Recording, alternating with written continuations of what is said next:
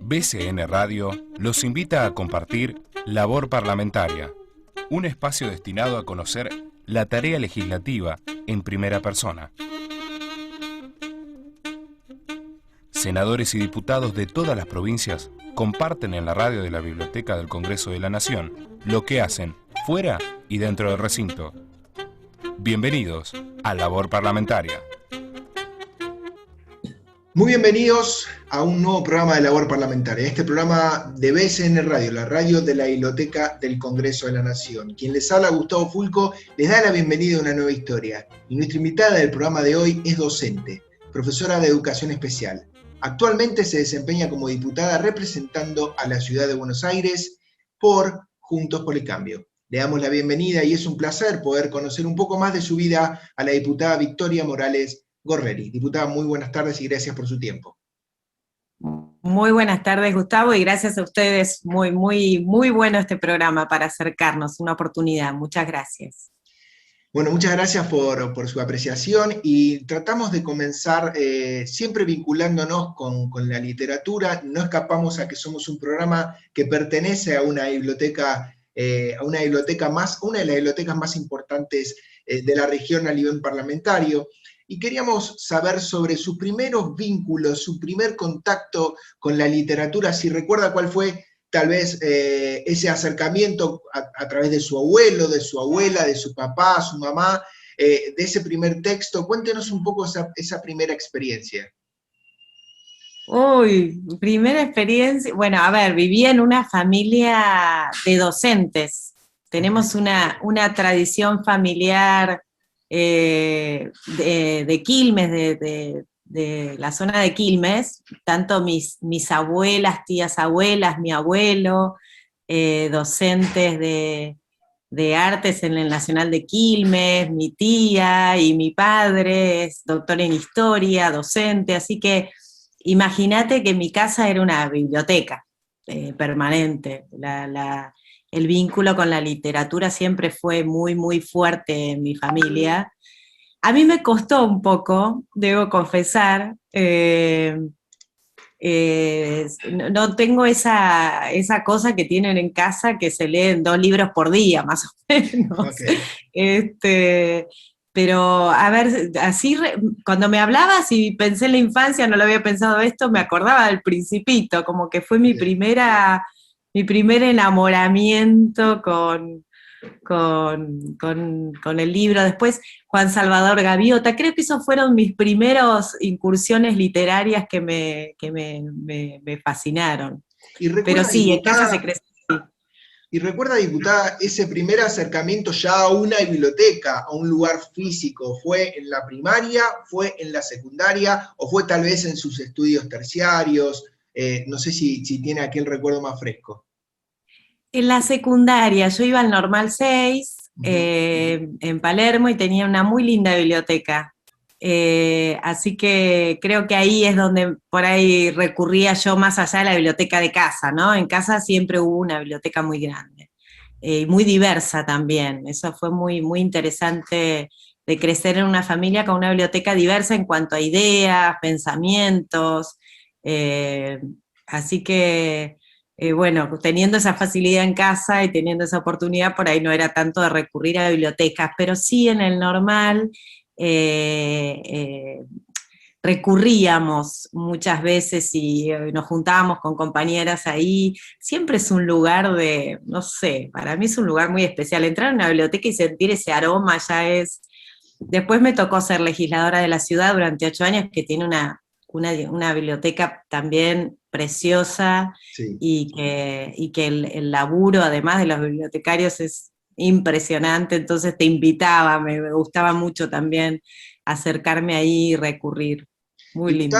En la época de sus estudios, tal vez transitando la adolescencia, ¿usted ya tenía muy claro que su impronta, por esto que venía de sus padres, de la docencia, era ese camino, o tal vez ya le picaba el bichito de decir, bueno, a mí me gusta lo social, me gustaría tal vez en un futuro meterme en política, o tal vez alucinaba con caminos totalmente distintos como abogacía o medicina, o siempre tuvo bien en claro que su camino era la docencia?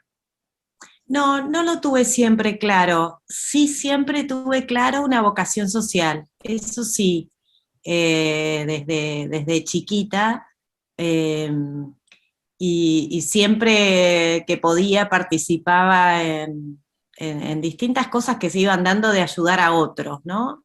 Sí, Eso en mi infancia, en mi adolescencia ya con un compromiso mayor, porque a los 15 años más o menos yo descubro mi fe católica, digamos, es como me acerco mucho a la iglesia y empiezo a ser misionera, entonces a partir de ahí, con una participación mucho más activa y firme en un camino social. Pero después, cuando estaba terminando mi escuela secundaria, que en el normal, ahí funcionaba el INSPE, el Instituto Nacional del Profesorado de Educación Especial, y la verdad es que yo veía eso y sí, me tiraba, el corazón de tiza familiar tira, sí. y dije, la verdad que yo quiero servir a otros, y me parecía fascinante la idea de unir la educación con acompañar la vida de una porción de nuestra sociedad que sufre mucho y sobre todo en aquella época que hoy creo que hubo más avances en torno a la inclusión de las personas con discapacidad, pero en aquel momento ya no tanto, entonces sentí que unía las dos vocaciones, ¿no? Y así fue que decidí mi carrera. Qué lindo esto que usted menciona, ¿no? En cuanto a la inclusión, qué lindo que haya decidido trabajar junto a personas que poseen alguna discapacidad y que necesitan tal vez un poco más de ayuda, un poco más de contención y introducirse a la educación de una forma alternativa. Ahora esto, ¿por qué, diputado, usted considera que actualmente se habla de inclusión y pareciera que la inclusión solamente está abocada al género? Porque es que hay un montón de leyes en el país que hablan sobre inclusión, leyes que dan la posibilidad a las personas con discapacidad de acceder a un montón de beneficios y de derechos, y un montón de estas leyes no se cumplen. Y solamente hoy, tal vez, porque no sabemos si está de moda o es un auge, solamente sale de inclusión a través del género. Para aquellas personas que poseen alguna discapacidad, a veces hasta da un poco de bronca. Dicen, no, a ver, tanto se aboga por el derecho de la mujer, del género, que es una pelea correcta y a la cual apoyo, pero se deja de lado las leyes que están efectivas y no se cumplen. ¿Qué piensa usted al respecto, diputada? Mira, justo hace poco que votamos la ley de cupo trans, recibí muchísimos mensajes de la población de personas con discapacidad diciendo lo que vos estás manifestando, ¿no? Tenemos una ley de cupo, el 5% para discapacidad y que no se cumple en el Exacto. ámbito laboral. Y, y entiendo profundamente y además, bueno, supondrás que por mi vocación es una población que amo, que me preocupa y por la que lucho. Eh, pero también creo, y mi respuesta a ellos es, hay que sumar y no restar, no es uno u otro, ¿no? También es cierto que Sin ninguna duda. necesitamos como pueblo una mirada particular sobre las políticas de género, porque también ahí ha habido una exclusión tremenda y situaciones muy dolorosas que tenemos que revertir.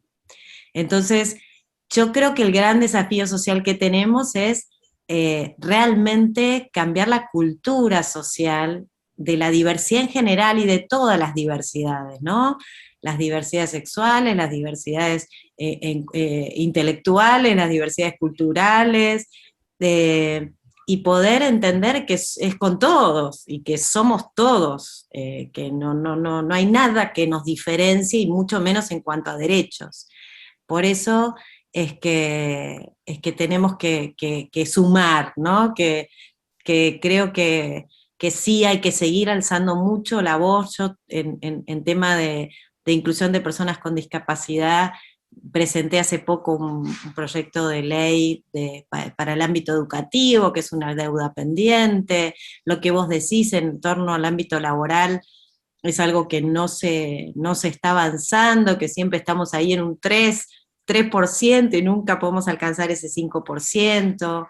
Eh, en torno a la independencia también de las personas con discapacidad, no hay no hay un plan estratégico en cuanto a poder acompañar en la independencia de sus vidas, en que puedan tener su vivienda, su departamento, que puedan tener recursos. Bueno, ojalá lleguemos a eso, ¿no? Creo que hay un larguísimo camino para recorrer.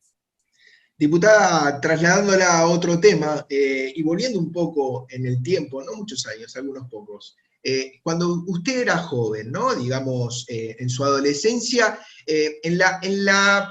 regresaba a su casa del estudio y de repente en la mesa de la cena de los Morales, ¿se hablaba de política? Mirá, se hablaba, creo que siempre se hablaba, no con un partido político determinado, ¿no? Yo tengo una familia muy particular. Papi, don Claudio Morales Gorleri, Sí.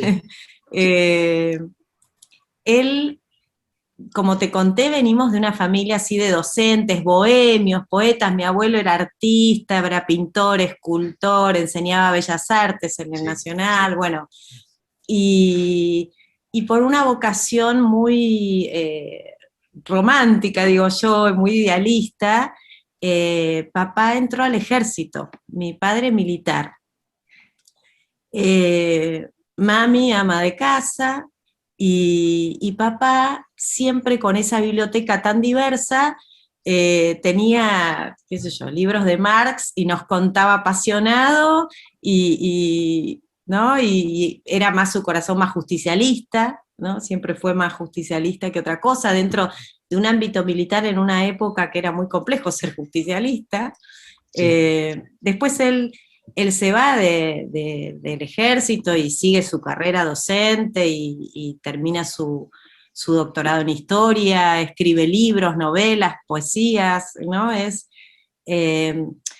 A lo que voy es que en casa se habló siempre de política, cuestionando la realidad y preocupados por la realidad. Siempre la realidad de Argentina se vivió con mucha pasión. En mi casa una bandera argentina es algo que amamos profundamente. Las fiestas patrias son fiestas patrias. Las tradiciones siempre han sido muy, muy importantes, ¿no? Creo que el amor a nuestro país se mamó mucho, entonces la preocupación en la mesa de los Morales estaba siempre, gobierno tras gobierno y coyuntura tras coyuntura, bueno, cuestionándonos, ayudándonos a pensar. Jamás mi viejo me dijo cómo tenía que pensar ni qué elegir, pero sí siempre cuestionándonos la realidad, ¿no? Y eso creo que fue muy bueno y me nutrió. Yo, de hecho, no había decidido ni me había imaginado nunca una vocación política. Sí. No lo tenía en mis planes porque no se hablaba de política partidaria en casa, ¿no? Y usted me está dando el pie. ¿Cómo es que llegó, usted se inició como docente y de repente cómo es que llegó la propuesta como para empezar a trabajar en política firmemente? Mira, por este camino que te conté de mi camino por la Iglesia Católica, digamos, como misionera, después de unos años, cuando yo me recibo de profesora de educación especial, un tiempito después me convocan a trabajar en el Arzobispado de Buenos Aires en lo que es la Vicaría Episcopal de Educación, que es como el Ministerio de Educación, digamos, de la Iglesia Católica, para decirlo de alguna manera, quien acompaña la vida de todos los colegios católicos de la ciudad de Buenos Aires y del país también en muchos casos. Entonces, yo empecé a trabajar ahí en lo que eran proyectos sociales y educativos más dirigidos a jóvenes, y bueno, junto a Monseñor Bergoglio, que era nuestro arzobispo, y después entre muchos proyectos que fuimos armando para docentes, en ese momento estaba el vicario de educación, era el padre Juan Torrela, un sacerdote y un académico excelente y que conoce muy bien el sistema educativo, aprendí mucho de él.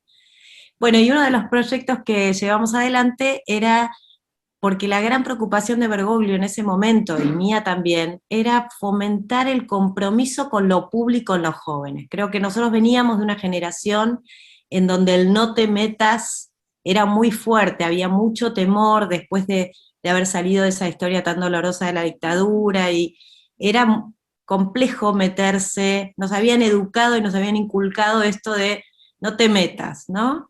Entonces, pero eso generó, creo, una cultura individualista en nuestra sociedad.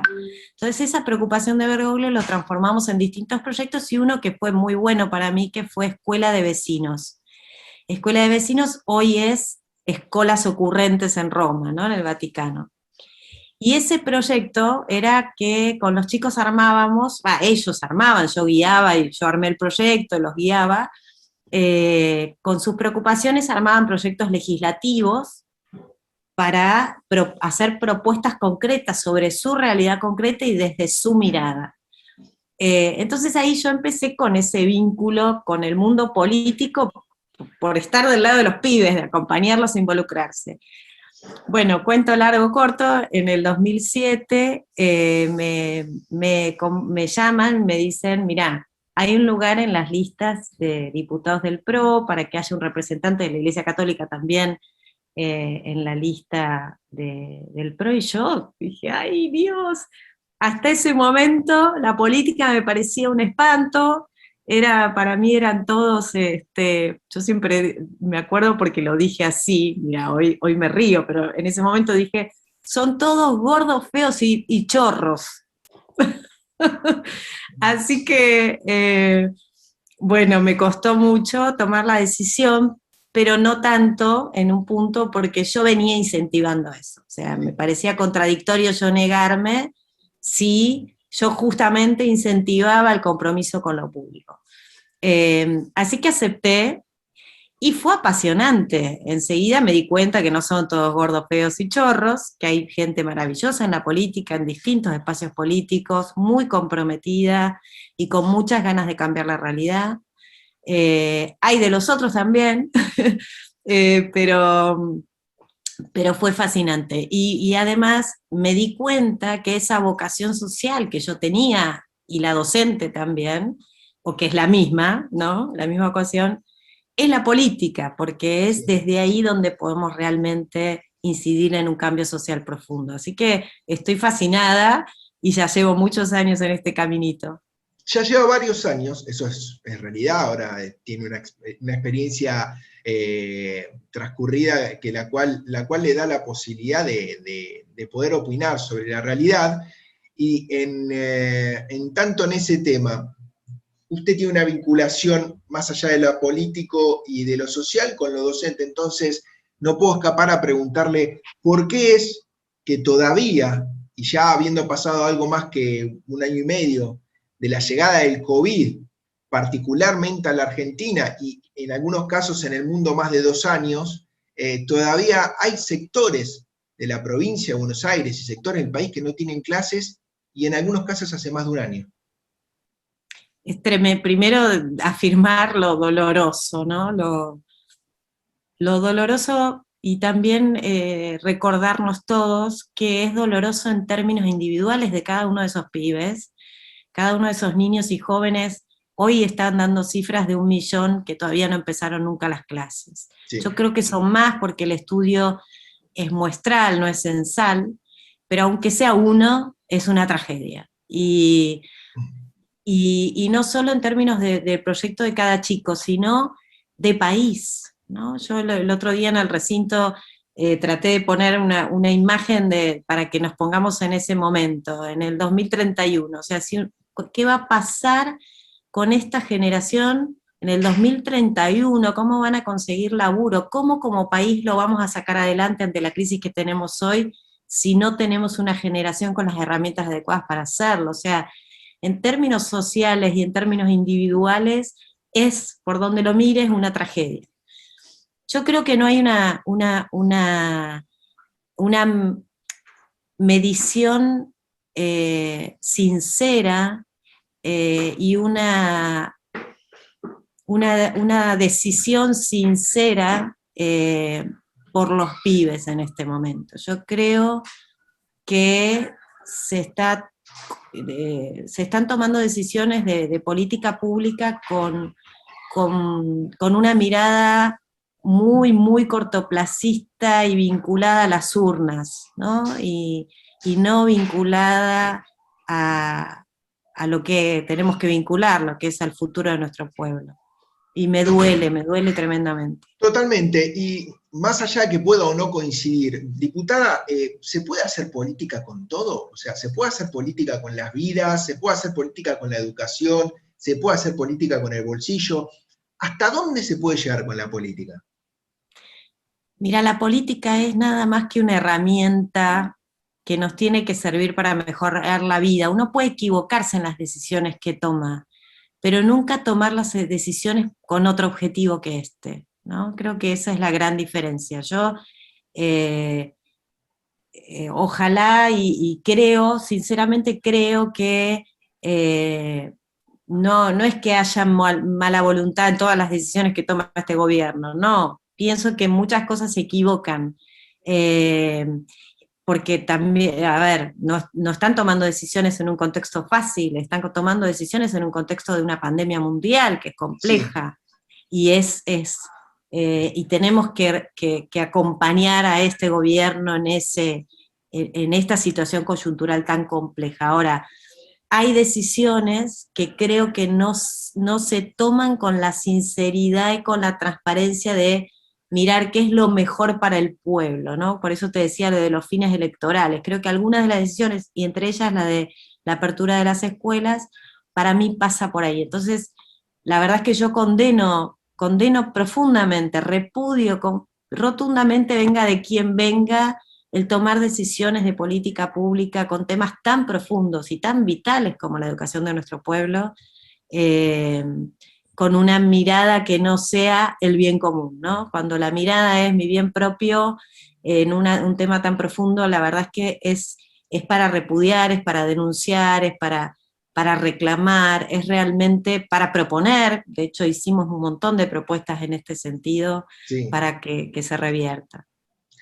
En cuanto a estas propuestas que usted menciona, cabe destacar dentro de su labor parlamentaria que participa o pertenece a distintas comisiones, como por ejemplo la de educación, siendo vicepresidenta primera, la de discapacidad, la de familia, niñez y juventudes, legislación general, prevención de adicciones, entre otras, participando en un rol de vocal.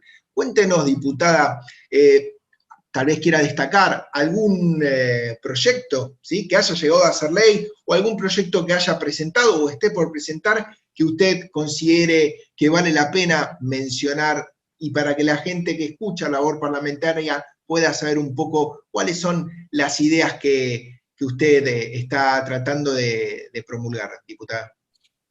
Mira, lo primero, apenas arrancó la pandemia, voy a referirme a la Comisión de Educación, que es en la que soy vicepresidenta y tengo como más labor. Después, por supuesto, pueden buscar otros proyectos en las otras comisiones, pero perfecto. Apenas empezó la pandemia, lo primero que hice fue presentar un proyecto de trayectorias discontinuas, se llama, ¿no? En criollo, para que entienda quien nos ve, es... las trayectorias educativas discontinuas son aquellos chicos, jóvenes en general, porque la mayoría de nuestro país sucede en la etapa de la escuela secundaria, en la escuela media. Sí. Tenemos altos índices históricamente de abandono, repitencia y sobredad, ¿no? A eso se le llama trayectorias discontinuas, que hasta el 2019, la última estadística nos había dado que el 50% de nuestros chicos tenían trayectorias discontinuas, y que más o menos un 20% de abandono, un poquito menos. ¿Esto es a nivel nacional o es en provincia? A nivel nacional. A nivel nacional. O sea, wow, ya es una tragedia. O sea, arrancamos la pandemia con una situación tremenda que si bien había mejorado, porque este 50% ya lo venimos arrastrando hace como 10 años, y había mejorado un poco en los últimos años, pero la pandemia nos agarra con este diagnóstico inicial. Por eso es que me parece más desesperante aún la decisión de la no vuelta a clases. Sí. porque ya teníamos un 50% de nuestros adolescentes que no podían sostener la escuela secundaria. Entonces, hoy, después de 1 año y medio sin clases, se estima que 1,5 millones más abandonaron la escuela. Y esto es un fenómeno multidimensional, no es solamente la escuela cerrada o abierta, ¿no? Es que la escuela no está dando la respuesta adecuada, es que nuestros jóvenes no están teniendo esperanzas en que la educación les va a dar una posibilidad de futuro y de construcción de un proyecto de vida, es la necesidad del empleo, es el aumento considerable de la pobreza, hoy tenemos 62% de pobres en relación a la edad escolar, ¿no? Sí. Y 70 y pico por ciento cuando vamos a la provincia de Buenos Aires o al Chaco. Entonces, esas cifras nos hablan de que la mayoría de nuestros pibes tienen que salir a parar la olla, o no tienen esperanzas para ir a la escuela, o no tienen para la SUBE para ir, y que en el contexto de pandemia, además, sin conectividad, sin computadoras, no han podido tener un vínculo pedagógico para sostenerla. Entonces, al principio presenté este proyecto de ley de trayectorias discontinuas, que es un plan estratégico para salir a buscar a nuestros pibes, en una articulación entre el Ministerio de Desarrollo Social, Salud, Educación, con organizaciones comunitarias en territorios pequeños, mirando las localidades, la dinámica puntual de cada población. Fue un muy buen proyecto, logramos además, y esto es maravilloso, un muy buen trabajo con el Frente de Todos, con la diputada Mara Brauer, con Blanco Zuna, nos pusimos de acuerdo, Mara Brauer tenía un proyecto, pudimos generar un consenso y votamos esa ley, se votó en el recinto en diputados, tiene media sanción, Sí. y está dormida en el Senado, ¿no? Después presenté otros proyectos en relación al tema de conectividad e insumos tecnológicos, vital para la inclusión, no solo, ni hablar en la urgencia de la pandemia, pero por supuesto también a futuro y a lo que se viene, ¿no? para nuestros pibes. En relación a la pandemia, también presenté hace poco, hace un mes atrás, un proyecto para el ¿qué hacemos con esto? ¿No? Bueno, ya llegamos, durante 1 año y medio presenté 1000 pedidos de informe, proyectos de declaración, proyectos de ley en relación a dar las herramientas para poder sostener la escolaridad. Pero ahora presenté este proyecto que es un plan de salvataje para la educación, así le llamé, que es ¿cómo hacemos para recuperar los saberes de 1 año y medio? Mira, hay una experiencia que el mundo miró al principio de la pandemia, que es de Pakistán, en donde por un terremoto tuvieron que cerrar las escuelas durante 3 meses. Y se estudió muy concienzudamente el impacto que eso había tenido, y para recuperar saberes tardaron 1 año y medio. 3 meses de cierre, 1 año y medio para recuperar. Por ende, es urgente un plan. Nosotros que llevamos 1 año y medio sin clases, a ver, sin clases, excepto los que tuvieron la posibilidad de tener clases virtuales, que fue mínimo, y además también sabemos que con contenidos muy reducidos. Sí. ¿Cuánto tiempo vamos a tardar en recuperar esos saberes? ¿Qué pasa con los que están en 4º o 5º año, que están terminando? Y ni hablar de los que quedaron en el camino, ¿no? Entonces, para mí las prioridades de leyes han tenido que ver con esto, con salir a buscar a aquellos que abandonaron, con retener a los que están débilmente, y con pensar un plan estratégico en términos pedagógicos para recuperar saberes lo antes posible. Y no solo saberes, sino que incluí también una mirada que para mí es clave, que todavía no tenemos noción de cuánto nos afectó, que es en términos emocionales, en términos psíquicos. Sí. El impacto, según estudios a nivel mundial, que tiene ya la pandemia en nuestros niños y jóvenes, sobre todo aquellos países que hicimos cuarentenas de este estilo, es muy profundo. Todavía no sabemos cuánto va a dañar la vida de nuestros niños, de nuestros jóvenes y de nuestro pueblo. Entonces, también en ese plan propongo una mirada específica sobre eso, con equipos interdisciplinarios para acompañar ese proceso. Diputada, vinculando con este tema, ¿sí? En los últimos años se ha pasado mucha gente, o los padres han tomado la decisión de pasar a sus hijos de la escuela pública a la privada. ¿por qué cree usted que la escuela pública poco a poco fue perdiendo ese prestigio?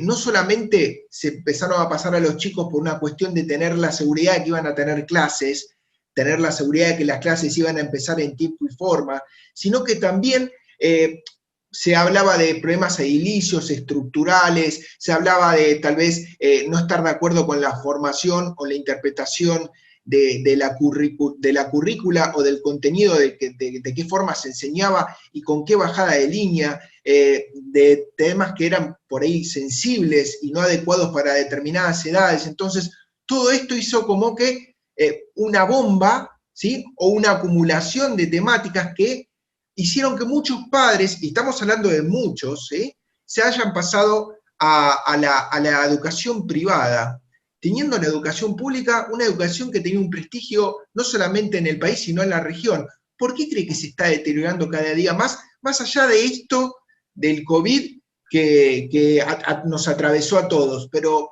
¿por qué usted considera que esta imagen y este prestigio de la educación pública se fue perdiendo paulatinamente en los últimos años? Mira, coincido en mucho de lo que decís, ¿no? Creo que, a ver, por un lado, la practicidad en el sentido de la necesidad de nuestra gente, de las familias, de que saben que mandan a sus hijos a las escuelas y van a tener clases, ¿no? Esto es lo primero, la cantidad de paros docentes, ha hecho que muchas familias, por una cuestión de organización y por una cuestión de preocupación con la educación de sus hijos, hayan dicho, bueno, no, lo paso a la escuela parroquial, a la escuela del barrio, privada, que voy a tener más seguridad en ese sentido. Sí. Y después también creo que hubo, para mí también condenable, una formación docente en muchas provincias muy politizada, ¿no? Muy partidizada, ¿no? Con una mirada muy, muy única respecto a la vida social y política de nuestro pueblo. Uh-huh. Y eso se ve en las aulas. O sea, lo que nosotros estamos viendo, mira, justo estuve antes de ayer visitando el municipio de Moreno con una reunión con docentes y directivos de escuelas públicas del municipio, que además, para que sepas, no tienen clases del 2018. Estuve con alumnas que habían terminado quinto año el año pasado, y una quiso empezar la facultad y me dijo, no pude, porque no entiendo nada, porque yo hace 3 años que no tengo clases, porque el 2018 tampoco tuvieron clases. Wow. Entonces, y esa realidad la veo en Chaco, la veo en Santiago del Estero, la veo en un montón de provincias y un montón de municipios del conurbano. O sea, la tragedia educativa que estaba invisibilizada y que lo único bueno que dio la pandemia es que la veamos, Sí. pero ahora lo que tenemos que hacer es cambiarla, y parte de eso tiene que ver con la militancia dentro de la escuela.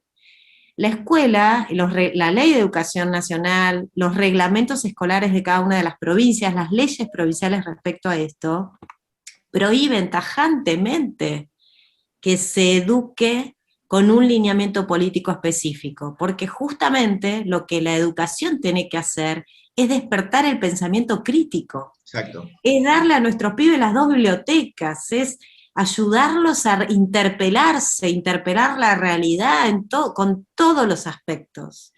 No es darles una mirada única.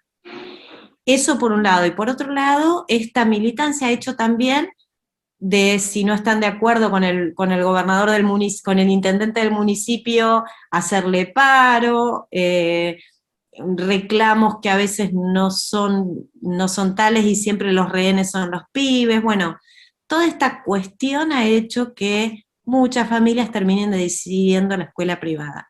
Y es una tragedia, porque nuestra educación pública es sagrada, es un ícono de Latinoamérica, es algo que tenemos que recuperar, porque es ahí donde se construye la sociedad, en la diversidad que te da la escuela pública, que nos ha dado históricamente, ¿no? Que el que todos puedan acceder, el que seamos todos iguales, no iguales, perdón, pero que nos encontremos en nuestras diversidades en un mismo espacio educativo. Ese es un ejemplo de la sociedad tan hermoso, tan bello que habíamos construido como pueblo, que es una tragedia que lo perdamos porque algunos elijan una idea política determinada y quieran imponerla, porque a mí me parece genial la militancia de los adultos y de los jóvenes, Sí, absolutamente, pero no en las escuelas, no adentro de las escuelas.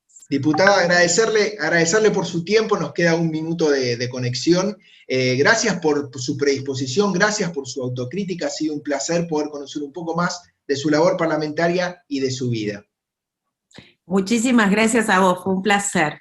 Déjeme también rápidamente agradecer a quienes hacen parte y posible este programa, desde la producción, Gabriela Bardanca, Valera Velázquez, y quien les habla, Gustavo Fulco, los espera la próxima semana. Nos reencontraremos con una nueva historia en labor parlamentaria, siempre por BSN Radio, la radio de la Biblioteca del Congreso de la Nación. Hasta luego. Programa producido por la Subdirección de Prensa y Difusión de la Biblioteca del Congreso de la Nación.